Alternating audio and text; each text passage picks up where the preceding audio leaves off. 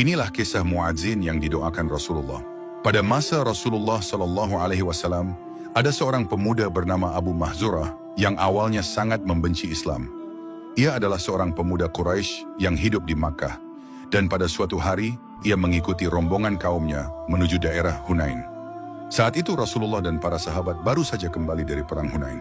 Ketika rombongan Rasulullah berhenti untuk menunaikan salat, salah seorang muadzin mengumandangkan azan.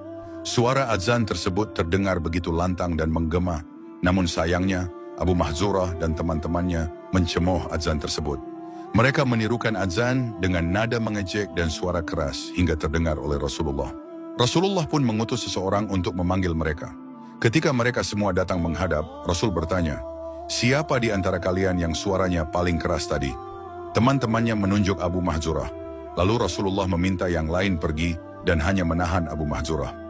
Dengan wajah tenang, Rasulullah berkata, "Berdirilah dan kumandangkan azan."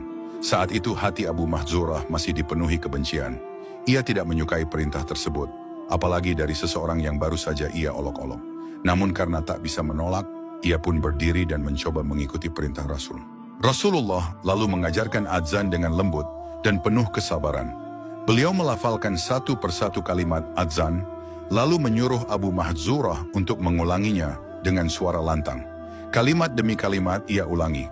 Allahu Akbar, Asyhadu an la ilaha illallah, Asyhadu anna Muhammadur Rasulullah, dan seterusnya. Setelah selesai, Rasulullah mengusap kepala, wajah, dan dadanya, lalu mendoakan, "Ya Allah, berilah dia keberkahan, dan jadikanlah ia orang yang penuh berkah." Doa itu menembus hati Abu Mahzurah.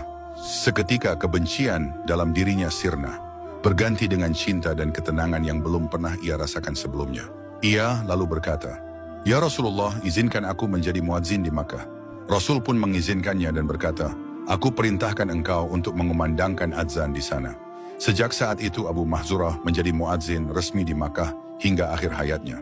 Dari kisah ini kita belajar bahwa hidayah Allah Subhanahu wa Ta'ala bisa datang dalam bentuk yang tidak disangka.